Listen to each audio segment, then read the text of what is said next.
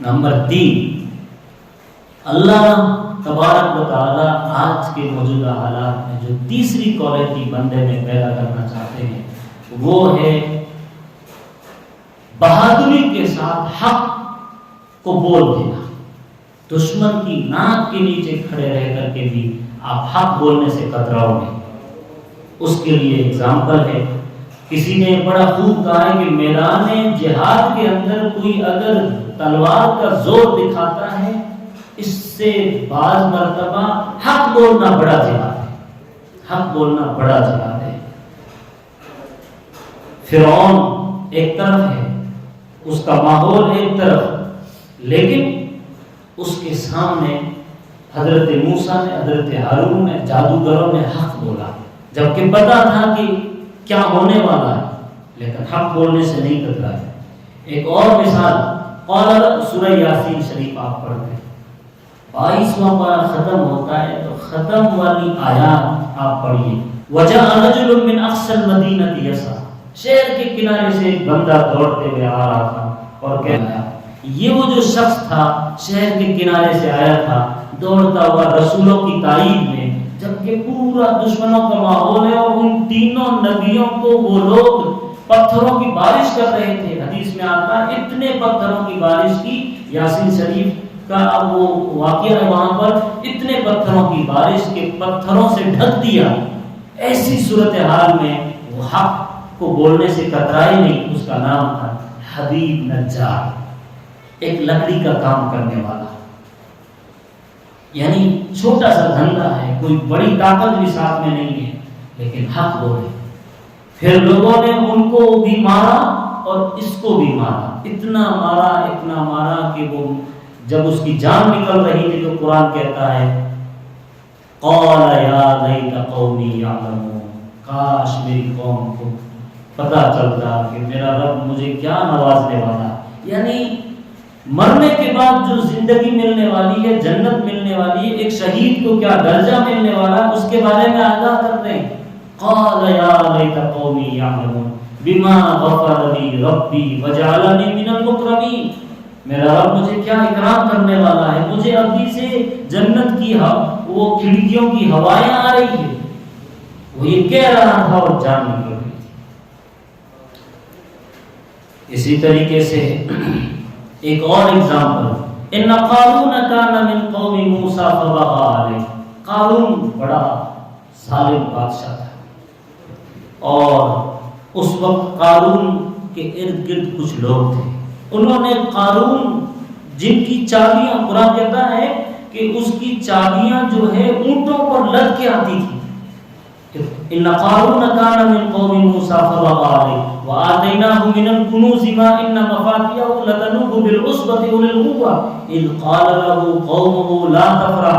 تو دوسری طرف اس کی قوم کے کچھ لوگ کھڑے ہو کر کے اس ظالم کے سامنے ناک کے نیچے حق کا اعلان کر رہے تھے اس طرح، اے ظالم زیادہ خوش مت ہو، لا تفرح، گھمنڈ مت کر، ان اللہ لا يحب الفرحین، گھمنڈ کرنے والوں کو اللہ پسند نہیں کرتا. وَابْتَغِ فِيمَا آتَاكَ اللَّهُ الدَّارَ الْآخِرَةَ وَلَا تَنْسَ نَصِيبَكَ مِنَ الدُّنْيَا، آخرت کی کچھ تیاری کر لے، دنیا تو بہرحال ملنی ہے.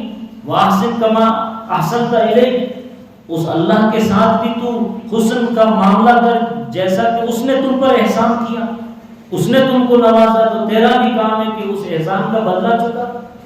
یہ کون کہہ رہے تھے؟ اس قارون سے وہ چند لوگ کہہ رہے تھے جن کی اس کے سامنے کوئی حیثیت نہیں. ایک انسان. اور یہ 3 باتیں، پہلی چیز میں نے کیا بتائی، ایک مومن بندے میں کیا ہونی چاہیے؟ قوت تحمل، برداشت کی طاقت. نمبر 2 میں نے کیا بتایا؟ قوت ایمانی. نمبر 3 پہ میں نے کیا بتایا؟ قوت شجاع، حق بولنے والی بہادری. اور نمبر 3 پہ آج کے موجودہ حالات میں عفت نفس، پاک دامنی. یہ جب تک نہیں ہوگا آپ حالات کا مقابلہ نہیں کر سکتے. آپ اگر پاک دامن نہیں ہیں، آپ کی زندگی میں بے حیائی ہے، بے شرمی ہے، تو پھر آپ پر اللہ کی مدد نہیں آتی.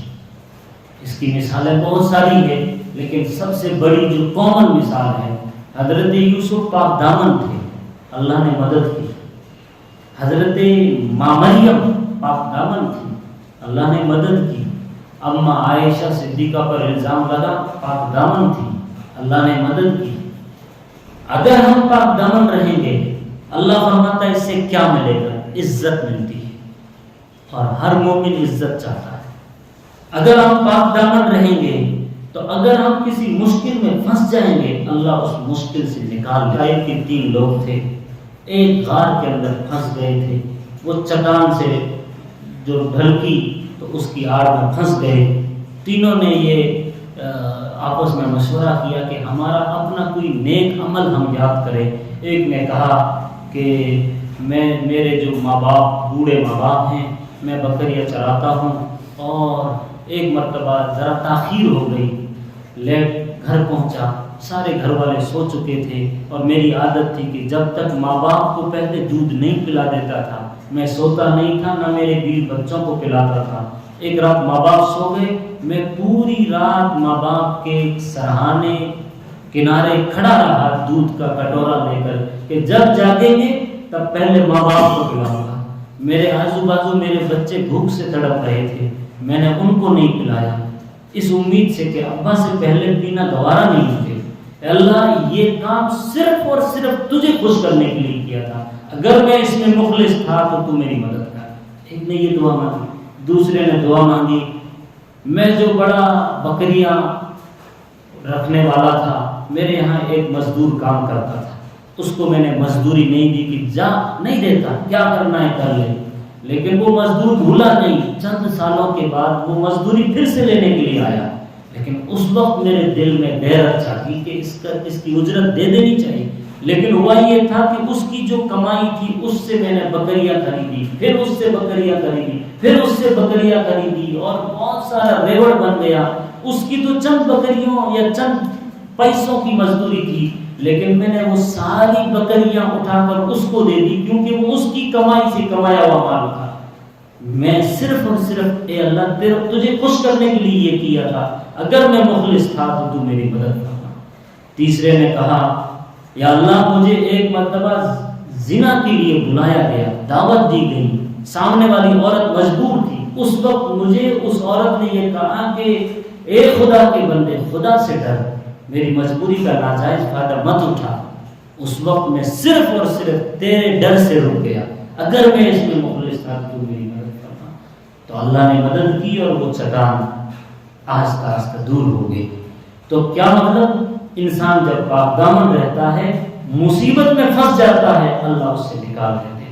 تیسرا فائدہ، پاک دامن کی دعا قبول ہوتی، پاک دامن کی دعا قبول ہوتی۔ بہت ساری مثالیں میں نے لکھی ہے لیکن وقت نہیں ہے۔ نمبر 4، جب انسان پاک دامن رہتا ہے تو اس کی اولاد، اس کی ذریت، اس کی بیوی بچے بھی پاک دامن رہتے ہیں۔ پاک دامن کو پاک دامن ملتا ہے، قرآن پاک خود گواہ ہے۔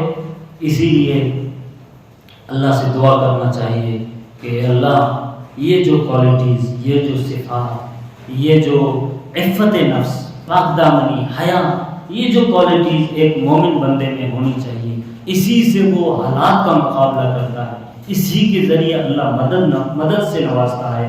اے اللہ ہم میں یہ عادات، یہ صفات، یہ کوالٹیز ڈال دے اور ہمیں ایسا بنا دے جیسا